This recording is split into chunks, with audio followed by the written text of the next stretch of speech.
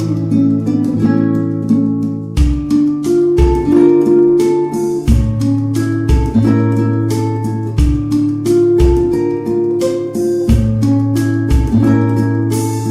students, my name is Sneha Kanda. This is my first ever channel and the first ever YouTube video. I am going to teach you the subject statistics. Basically काफ़ी लोगों को पता नहीं होता statistics subject का, तो मैं आपको पहले क्लियर करना चाहती हूँ कि ये मैथमेटिक्स का पार्ट नहीं है और ना ही ये इकोनॉमिक्स का पार्ट है हमारा। तो मैथमेटिक्स बहुत डिफरेंट है स्टैटिस्टिक्स के। तो हमारे पास काफ़ी स्टूडेंट्स होते हैं जिनको काफ़ी दिक्कत रहती है कि उनको ट्यूशन्स नहीं मिल पाती वहाँ स्टैटिस्टिक्स की, तो इसलिए मैंने ये नया कोर्स हमारा स्टार्ट किया है जिसमें मैं आपको स्टैटिस्टिक्स का जितना हो सके मैं आपको करवाऊँगी। मेरा कोशिश रहेगी कि आपको सारा सिलेबस करवाऊँ। सिलेबस मीन टू से कि जितने भी हमारे सब्जेक्ट्स होते हैं वो करवाऊँ। तो सब्जेक्ट्स मैं बेसिकली किस किस चीज़ को कवर करूँगी वो मैं आपको बता देती हूँ। हमारे पास जो बीएससी वाले स्टूडेंट्स होते हैं, बीएससी ऑनर्स स्टैटिस्टिक्स के, बीएससी सीएसएम के, सीएसएम जिनको नहीं पता मैं बता देती हूँ, that is computer statistics and mathematics, तो उन स्टूडेंट्स के लिए भी है। और बीसीए में भी काफ़ी पार्ट रहता है स्टैटिस्टिक्स का, बीटेक में भी पार्ट आता है, बीएससी इकोनॉमिक्स में भी स्टैटिस्टिक्स का पार्ट रहता है, तो बाकी भी बीकॉम में भी पार्ट रहता है। तो काफ़ी ऐसी ग्रेजुएशंस है जिसमें स्टैटिस्टिक्स का थोड़ा बहुत भी पार्ट आ जाता है। इवन बीएससी जो हम लोग फिज़िक्स की करते हैं वहाँ पे भी थोड़ा बहुत पार्ट आ जाता है हमारा स्टैटिस्टिक्स का। तो मैं आपको ये बताना चाहती हूँ कि बीएससी तो कवर करेंगे ही, बेस हमारा बीएससी ही है। बाकी जो हमारे मास्टर्स ऑफ स्टैटिस्टिक्स होता है उसका सारा सिलेबस करेंगे। बेसिकली मैं आपको मास्टर्स ऑफ स्टैटिस्टिक्स का ही सिलेबस से स्टार्ट करवाऊंगी। उसमें हमारी बीएससी ग्रेजुएशन जो भी है सारी ग्रेजुएशंस कवर होती हैं इसमें। बाकी जो मैं आपको बता सकती हूँ, जो भी गवर्नमेंट एग्ज़ाम्स की प्रिपरेशन कर रहे हैं स्टैटिस्टिक्स सब्जेक्ट के साथ, जो आईएसएस करते हैं, इंडियन स्टैटिस्टिकल सर्विसेज का एग्ज़ाम देते हैं, उसमें जो भी हमारा स्टैटिस्टिकल का बेसिक रहता है तो वो बेसिक सारा यहाँ से करेंगे।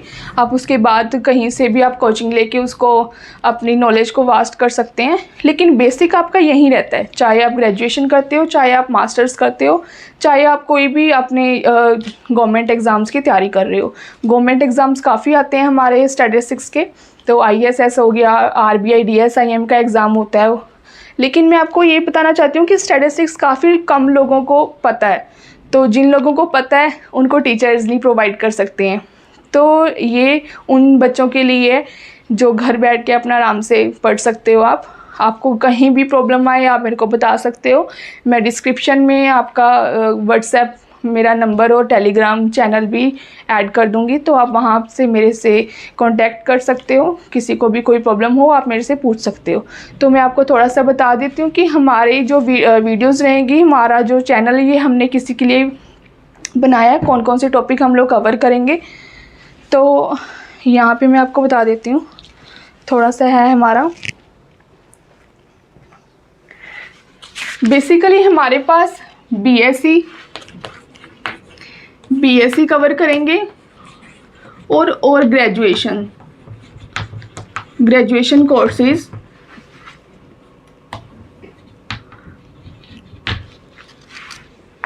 जो भी स्टैटिस्टिक्स के अंडर आते हैं।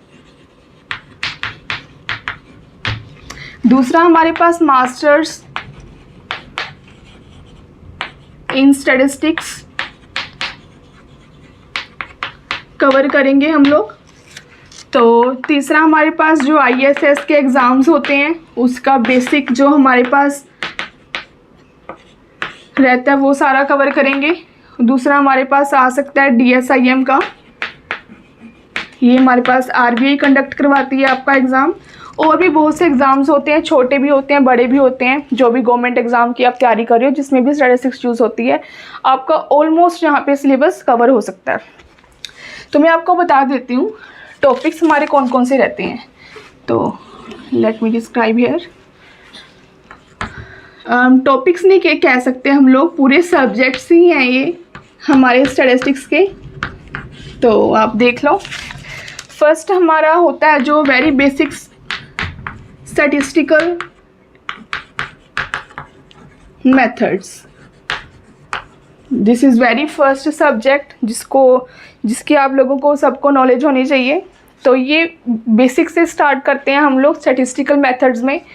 इसमें काफ़ी कुछ ऐसा कवर हो जाता है कि आपका जो गवर्नमेंट एग्ज़ाम्स के प्री एग्ज़ाम होता है वो आप लोगों को काफ़ी अच्छा आप यहाँ से कर सकते हो। तो दूसरा हमारे पास होता है प्रोबेबिलिटी थ्योरी। उसके बाद हमारे पास आता है, ये प्रोबेबिलिटी थ्योरी भी छोटी नहीं है, काफ़ी वास्ट है।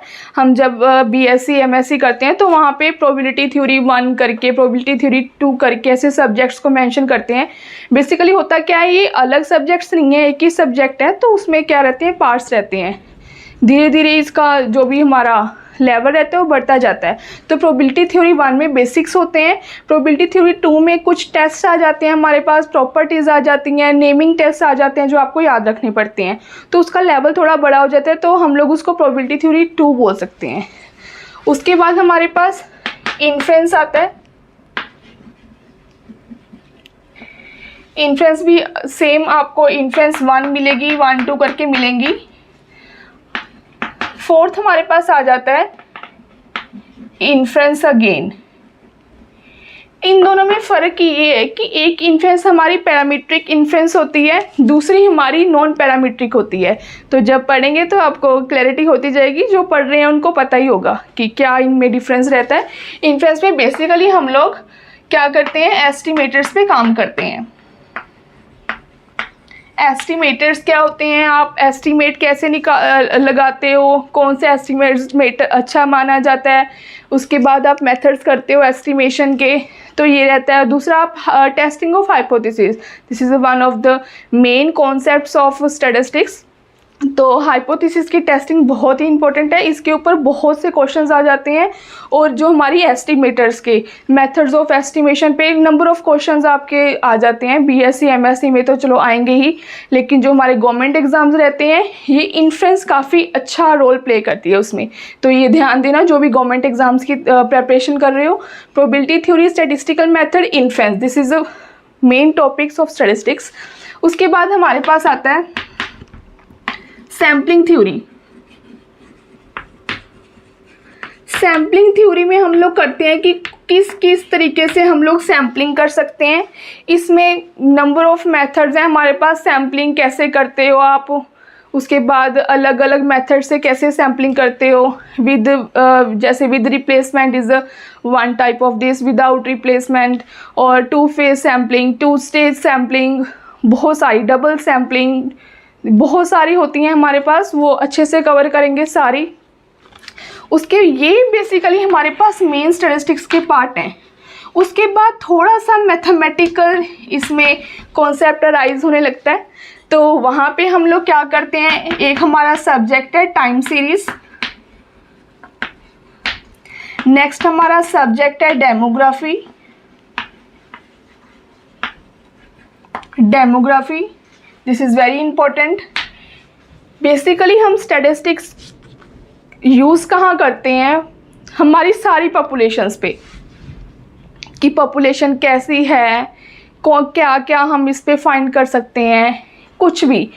लेकिन जो डेमोग्राफी है, डेमो मतलब होता है पीपल, तो जब डेमोग्राफी की बात आती है ये सिर्फ ह्यूमन पॉपुलेशन पे काम करती है, रेदर की और बाकी पॉपुलेशन पे काम करे।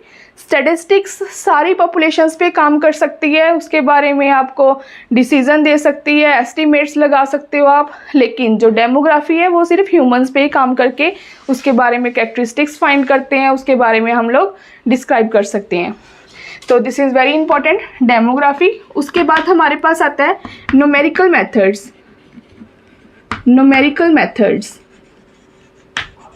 नेक्स्ट हमारे पास न्यूमेरिकल मेथड्स में सारे सब्जेक्ट बेसिकली कैलकुलेटिव ही रहते हैं। स्टैट्स का मतलब ये रहता है कि हमारा कैलकुलेटिव पार्ट तो स्ट्रॉन्ग होना ही चाहिए, लेकिन उसका जो बेसिक है, आपने उस चीज़ की कैलकुलेशन कैसे करनी है, मेथड्स को सोल्व कैसे करना है, तो वो स्टेप्स आपको बेसिकली न्यूमेरिकल मेथड बताता है।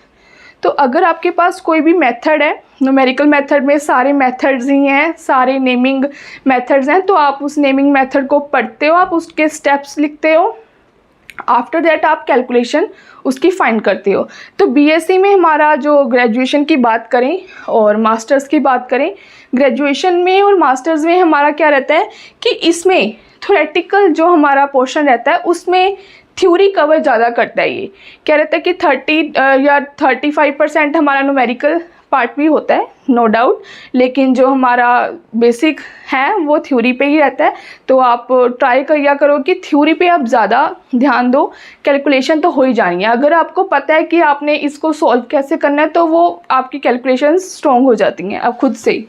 उसके बाद हमारे पास है LPP, जिसको हम लोग बोलते हैं लीनियर प्रोग्रामिंग प्रॉब्लम्स। तो लीनियर प्रोग्रामिंग प्रॉब्लम इकोनॉमिक्स में भी शायद किसी ने करी हो, उनके लिए भी ये यूज़फुल हो सकता है, ठीक है। उसके बाद हमारे पास है 10th, हम लोग बोल सकते हैं अनोवा। ये बहुत इंपॉर्टेंट है अनोवा। ये स्टैंड किस पे करता है? ANOVA is analysis of variance. AN is analysis, O मतलब ऑफ, एंड VA मतलब वेरिएंस। तो हम लोग बहुत डीप में करेंगे, don't worry about that. ANOVA काफ़ी इंपॉर्टेंट टॉपिक है हमारा स्टैटिस्टिक्स का। तो उसके बाद हमारे पास है जो हमारे पास सब्जेक्ट्स आते हैं, मेन बुक्स आती हैं, मेन टॉपिक्स आते हैं, वो हमारे पास एक हाई लेवल क्रिएट कर देते हैं स्टैट्स में। तो उसको हम लोग बोलते हैं मल्टीवेरिएट एनालिसिस। Multivariate analysis.